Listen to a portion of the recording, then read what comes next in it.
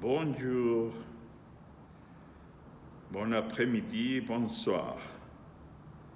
Mon nom est Lobo Blanco Huayna Pacha. Je viens du Pérou, de l'Amérique du Sud. Et je veux montrer et un peu apprendre sur le chamanisme. Mais c'est surtout ce que nous appelons le nahualisme. C'est une partie du nahualisme, mais un peu différent. Parce que le chamanisme cherche qu'aider la communauté, les peuples.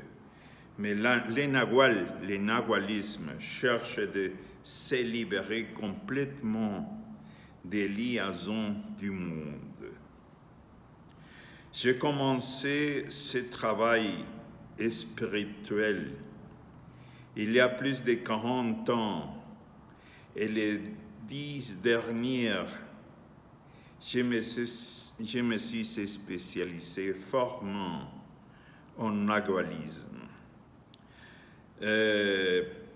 Je fais d'initiation à beaucoup de peuples en Amérique latine et aussi en Europe. Mais je vais vous expliquer un peu sur le nahualisme. Qu'est-ce que c'est le nahualisme? Beaucoup du monde peut se confondre avec de prendre des plantes sacrées comme les ayahuasca et des autres, mais ce n'est pas nécessaire. Vous pouvez trouver la vision spirituelle, la vision du nahual. Le nahual, c'est l'animal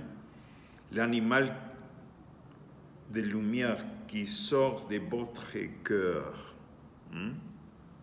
Mais pour le voir, pour avoir la vision, c'est ça que je veux vous expliquer. Ce n'est pas nécessaire de prendre des plantes sacrées. Il y a une autre technique qui utilise seulement de quelques vertus, on peut dire comme ça, le pardon, la bénédiction, et aussi pour se remercier de toute la vie, et en plus pour vivre ici et maintenant. C'est un peu les phénomènes spirituels qui arrivent quand vous pouvez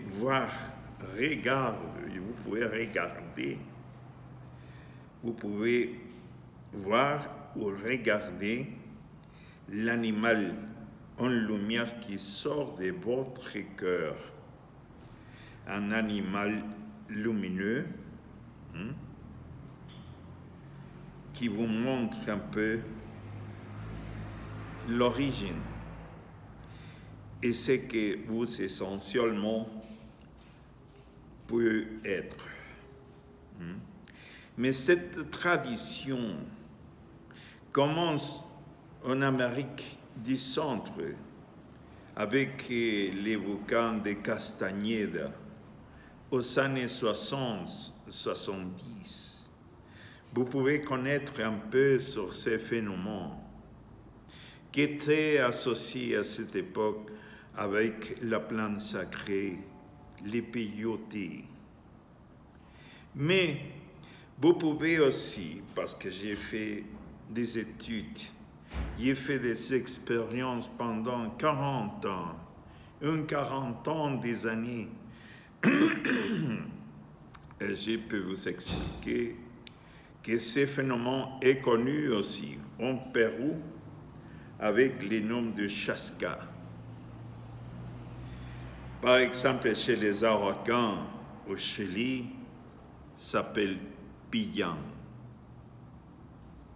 Chez le peuple Aymara de la Bolivie, c'est appelé les Apucoyana. Et si vous pouvez continuer, vous allez les trouver naturellement au Mexique, en Amérique du Centre, chez les Mayas, comme les Nahual, mais c'est aussi appelé en Amérique du Nord les totems. Et plus au nord, dans l'Alaska, là, vous pouvez les trouver avec les noms de Mishtapeut. Ça veut dire que c'était un phénomène connu il y a beaucoup de temps, avant que la croyance catholique et chrétienne arrivait ici en Amérique. Mais c'est étonnant de trouver que aussi c'est connu, par exemple au Hawaï, dans les îles de Hawaï, on l'appelle la Umakwa. Aussi dans la Chine, est appelé Shia. Chez les nations de l'Australie, les nations